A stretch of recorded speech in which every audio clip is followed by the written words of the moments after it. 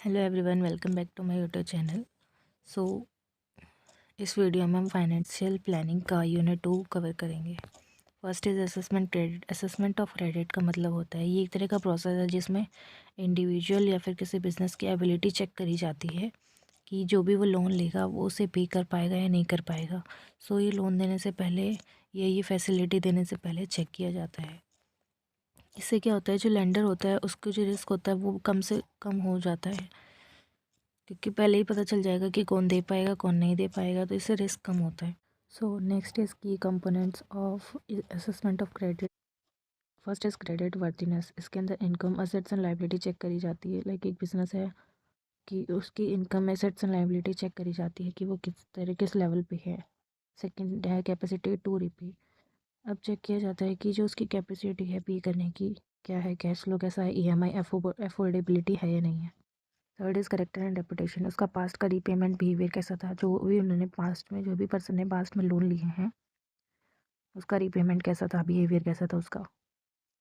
Collateral security. Asset, अगर कोई asset जो है सिक्योरिटी पे रख के लिए रखा हो कि अगर फ्यूचर में लोन ना पे कर पाओ तो असेट एज अ प्लेज रखा हो तो वो भी इसके अंदर आता है। Conditions of credit. क्रेडिट की कंडीशंस क्या है, लोन का पर्पस क्या है, टेन्योर कितना रहेगा, इंटरेस्ट क्या है, इंटरेस्ट कितना रहेगा, एंड इकोनॉमिक कंटेक्स्ट, किस कारण से आप लोन ले रहे हैं। अब इसमें टूल्स है जिससे असेसमेंट ऑफ क्रेडिट किया जाता है। पहला है क्रेडिट स्कोर। क्रेडिट स्कोर मतलब जब किसी को लोन देना होता है, जैसे लेंडर को लोन देना होता है, तो उसका पर्सन का, इंडिविजुअल का क्रेडिट स्कोर चेक करता है। क्रेडिट स्कोर 1 से 10 तक उसमें स्कोर्स रहते हैं। जिसका स्कोर 7 से ऊपर रहता है तो उसको लोन दे देते हैं, 7 से कम रहता है तो उनको लोन देना मुश्किल हो जाता है। ये सारे टूल्स हैं जिससे चेक किया जाता है। अब ऑब्जेक्टिव है इसका, ये रिस्क को कम कर देता है एंड से borrowers financial health align with credit facility. और ये इंश्योर करता है जो बोरोवर है, जो लोन लेने वाला है, उसकी जो फाइनेंशियल हेल्थ है वो क्रेडिट फैसिलिटी दोनों मैच होनी चाहिए। प्रोवाइड करता है स्ट्रक्चर और सेफ लैंडिंग डिसीजन, और जो लेंडर होते हैं उनको सेफ लैंडिंग डिसीजन लेने में प्रोवाइड कराता है। Next is consumer and housing finance. जो कंज्यूमर एंड हाउसिंग फाइनेंस है ये प्रोवाइड कराता है इंडिविजुअल को कंज्यूमर्स के गुड खरीदने के लिए और हाउसिंग के लिए। ये हेल्प कराता है लार्ज एक्सपेंसेस, जो बड़े बड़े खर्चे होते हैं उसे बिना कैश के आउटफ्लो लार्ज खर्चों को में मदद कराता है। जैसे फर्स्ट इसके टाइप्स है कंज्यूमर फाइनेंस। कंज्यूमर फाइनेंस का मतलब जो लोन पर्सनल यूज़ के लिए लिया जाता है, जैसे कुछ सामान खरीदना हो, फ्रिज खरीदना हो, व्हीकल, इलेक्ट्रॉनिक्स, अप्लायंस खरीदने हो, तो इसलिए जो लोन लिया जाता है वो consumer goods finance. And second is housing finance. ये जैसे घर को बनाने में, घर को खरीदने में या रिनोवेट कराने में जो भी खर्चा लगता है उसके लिए जो लोन लेते हैं उसे कहते हैं हाउसिंग फाइनेंस। अब इसके फीचर्स क्या है, ये इसके अंदर इन्वॉल्व होता है ईएमआई रीपेमेंट। जो पेमेंट लोन का पेमेंट करता है उसमें ईएमआई इन्वॉल्व रहता है। इंटरेस्ट रेट डिपेंड होता है, टेन्योर कितना टेन्योर आप रख रहे हो, 1 ईयर का कर रहे हो लोन पेमेंट का, रिपेमेंट का, या 2 ईयर का कर रहे हो, उसके अकॉर्डिंग इंटरेस्ट रेट डिपेंड होता है उस पर। बोरोवर की प्रोफाइल एंड लोन टाइप सब डिपेंड होता है। होम लोन्स जो होते हैं वो सिक्योर्ड होते हैं, एंड जो पर्सनल कंज्यूमर लोन्स होते हैं वो अनसिक्योर्ड होते हैं।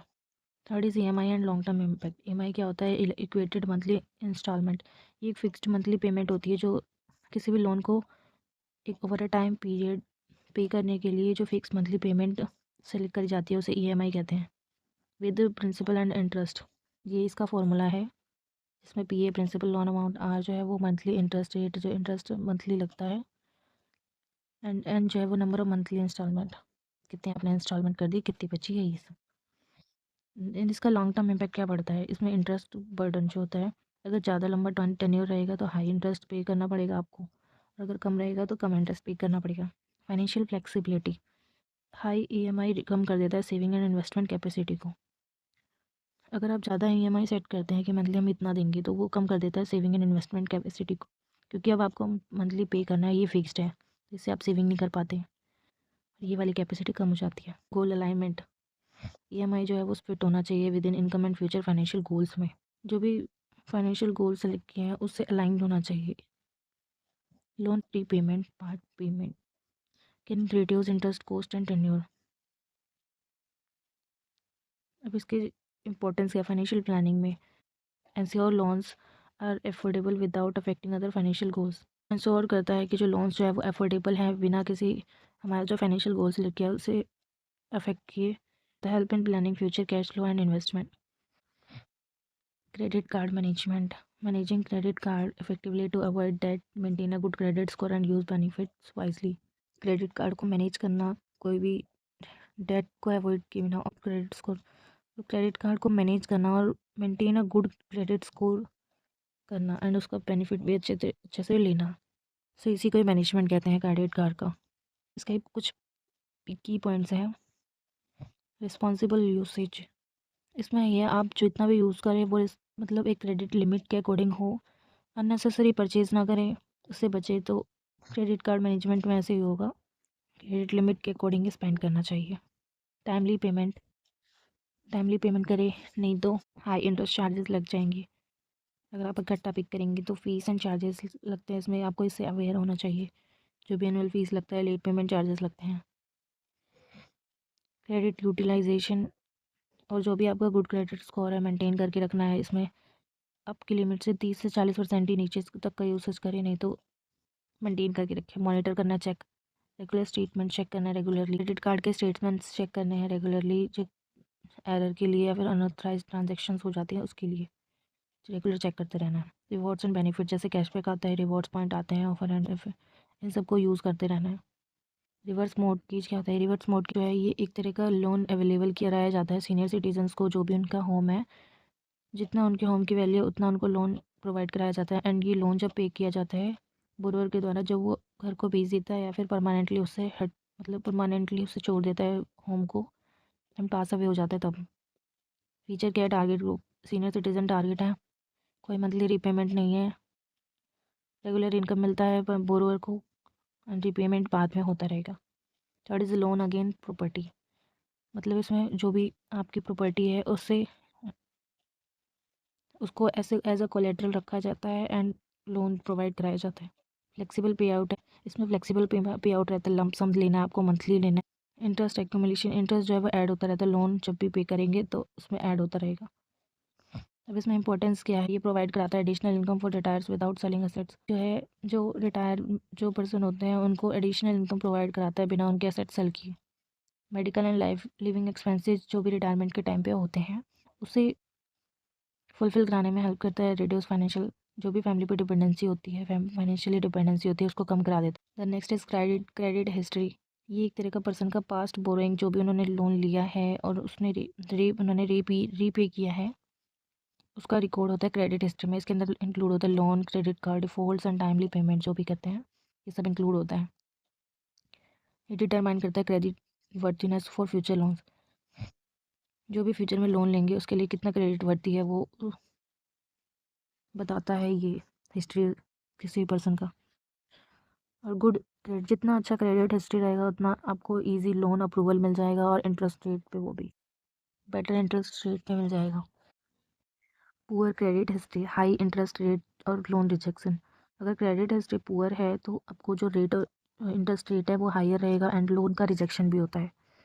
मॉनिटर्ड विया credit reports and credit score, credit के रिपोर्ट्स से एंड क्रेडिट स्कोर से मॉनिटर किया जाता है। ये दो टूल्स है जिससे मॉनिटर किया जाता है, आपकी क्रेडिट हिस्ट्री को चेक किया जाता है।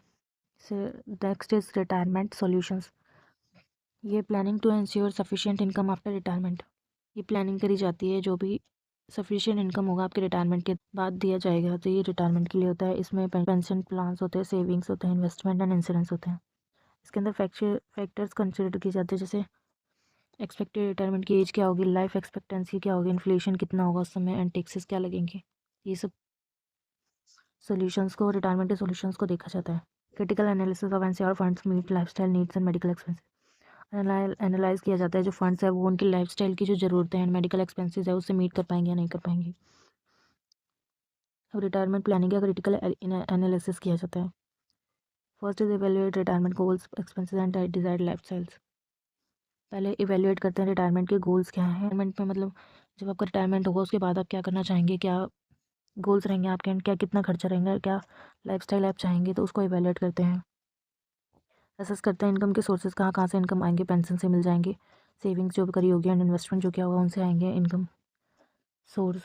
Consider inflation taxes and investment, consider करेंगे कितना इन्फ्लेशन होगा, कितना टैक्सेस लग सकता है, एंड क्या इन्वेस्टमेंट रिस्क रहेगा। Review plans periodically and adjust to avoid shortfall, plans को रिव्यू करेंगे पीरियडिकली कि जो शॉर्टफॉल है उससे बचा जा सके एंड एडजस्ट किया जा सके। इंश्योर करेंगे financial security and comfort post retirement. Ensure करेंगे कि जो फाइनेंशियल सिक्योरिटी एंड कंफर्ट है जो पोस्ट रिटायरमेंट की वो रहे। Pension plans provide regular income post retirement. Post retirement के बाद जो रेगुलर इनकम प्रोवाइड करी जाती है उसे पेंशन प्लान्स कहते हैं। ये दो तरह की होती है, defined benefit and defined contribution. ये डिफाइंड बेनिफिट में फिक्स पे आउट रहता है एंड डिफाइंड कंट्रीब्यूशन में ये कॉर्पस ग्रोथ पे डिपेंड रहता है। Taxation and inflation impact the actual retirement corpus. जो टैक्सेशन एंड इन्फ्लेशन है ये जो रिटायरमेंट कॉर्पस को एक्चुअल रिटायरमेंट कॉर्पस पे इम्पैक्ट डालता है। बैंक जो है ऐसी होनी चाहिए कंपाउंडिंग एंड इंडेक्सेस की तरह जो परचेजिंग पावर को मेंटेन कर सके। ये हम नीचे पढ़ेंगे कंपाउंडिंग एंड इंडेक्सेस के बारे में। Application of compounding and indexing. Compounding क्या होता है? ये इन्वेस्टमेंट एक तरह का ग्रोथ ऑफ इन्वेस्टमेंट। इन्वेस्टमेंट का ग्रोथ होता है जो भी हम इन्वेस्ट करते हैं इंटरेस्ट ऐड होके जो आपका इन्वेस्टमेंट किया है उसका ग्रोथ होता रहता है। जहाँ पे इंटरेस्ट होता है प्रिंसिपल प्लस एक्यूमुलेटेड इंटरेस्ट से। ये हेल्प करता है लॉन्ग टर्म वेल्थ एक्यूमुलेशन में, रिटायरमेंट प्लानिंग में एंड लोन ग्रोथ प्रोजेक्शंस में। आपका इन्वेस्टमेंट इंक्रीज होता रहता है। जैसे इसमें लिखा है इंटरेस्ट अर्न किया जाता है प्रिंसिपल प्लस में एक एक्यूमुलेटेड जोड़ के इंटरेस्ट जो जुड़ता है उससे आपका इन्वेस्टमेंट और लॉन्ग टर्म के लिए वेल्थ एक्यूमुलेशन में हेल्प करता है। ये फॉर्मूला है फ्यूचर वैल्यू निकालने का कि फ्यूचर में क्या वैल्यू रहेगी। इंडेक्सिंग है एडजस्ट करते हैं अमाउंट को इन्फ्लेशन और market changes to maintain real value. जो भी रियल वैल्यू है उससे मेंटेन करने के लिए इन्फ्लेशन मार्केट चेंजेस में जो भी जितना भी चेंज आएगा उसको एडजस्ट करना कहते हैं indexing. Used in retirement planning pension and long term investment. इसका यूज़ किया जाता है ज़्यादा रिटायरमेंट प्लानिंग में क्योंकि रिटायरमेंट के टाइम पे बहुत ज़्यादा इन्फ्लेशन और इन सब की वजह टैक्सेशन की वजह से जो प्रॉब्लम राइजेस होती है, जो रिस्क होते हैं, इसको शॉर्टफॉल होते हैं, उससे बचने के लिए इंडेक्सिंग का यूज़ किया जाता है रिटायरमेंट प्लानिंग में, पेंशन में, लॉन्ग टर्म इन्वेस्टमेंट में। इसकी इंपॉर्टेंस क्या रहती है? इंश्योर करता है जो इन्वेस्टमेंट है वो एजुकेटली अच्छे से ओवर टाइम ग्रोथ करता रहे। Maintain purchasing power despite inflation. Purchasing power को मेंटेन करके रखे चाहे इन्फ्लेशन हो या ना हो। Useful in building realistic financial plans and forecasting future needs. और ये यूज़फुल होता है एक रियलिस्टिक फाइनेंशियल प्लान बनाने में एंड फोरकास्ट करने में कि फ्यूचर में क्या क्या ज़रूरतें हो सकती है। Building financial plans using spreadsheet. Spreadsheet का यूज़ करके स्प्रेडशीट सॉफ्टवेयर है लाइक एक्सेल का यूज़ करके। एक्सेल में स्प्रेडशीट होती है जिसके अंदर डेटा रिकॉर्ड किए जाते हैं to create organize and analyze financial plans. Financial plans को क्रिएट ऑर्गेनाइज एंड एनालाइज करने के लिए स्प्रेडशीट का यूज़ करते हैं। इसमें इसके कुछ की पॉइंट्स डाटा को ऑर्गेनाइज करते हैं। लिस्ट होती है, इनकम की list, expenses, asset, liabilities and investment. इसमें लिस्ट प्रिपेयर करते हैं, डाटा ऑर्गेनाइज करते हैं, कैलकुलेट करते हैं EMI, future value, retirement corpus and investment growth. इन सबको कंप्यूट करते हैं, कैलकुलेट करते हैं फॉर्मूलाज का यूज़ करके। सिनेरियो को एनालाइज करते हैं, डिफरेंट फाइनेंशियल सिचुएशंस को एनालाइज करते हैं, विजुअलाइज करते हैं चार्ट ग्राफ्स के थ्रू, प्रोग्रेस चेक करते हैं, ट्रेंड देखते हैं कि क्या ट्रेंड चल रहा है। ऑटोमेशन मतलब फार्मूलाज जो है रिड्यूस कर देते हैं जो एरर होता है एंड अलाउ क्विक अपडेट्स। मतलब उसमें फार्मूलाज पहले से ही होते हैं, बस आपको सेलेक्ट करना होता है, तो वो जो है ये छोटे मोटे जो एरर्स हो जाते हैं उससे बचाने में हेल्प करता है। ये फाइनेंशियल प्लानिंग में इसकी ज़रूरत क्यों पड़ती है? क्योंकि ये सिंप्लीफाई करता है कॉम्प्लेक्स कैलकुलेशन प्रोजेक्शंस को। इसमें जो एक्सेल्स में होता है ये इसमें फार्मूलाज का यूज़ कर सकते हैं, इजीली यूज़ हो जाता है, तो इससे कॉम्प्लेक्स कैलकुलेशंस और प्रोजेक्शन में सिंप्लीफाइज हो जाता है। ये हेल्प करता है monitoring goals and financial decision. Goals को मॉनिटर करने में फाइनेंशियल डिसीजन क्या लेनी चाहिए उसमें हेल्प करता है क्योंकि इसमें पूरा एक तरह से विजुअलाइजेशन हो जाता है चार्ट और ग्राफ्स के थ्रू। सपोर्ट करता है better decision making and long term planning को सपोर्ट करेगा। ये था यूनिट 2 एंड आपका ये यूनिट 1 एंड यूनिट 2 कंप्लीट हो गया है पूरा फाइनेंशियल प्लानिंग का। चैनल को सब्सक्राइब कर दीजिए एंड चैनल से जुड़े रहिए।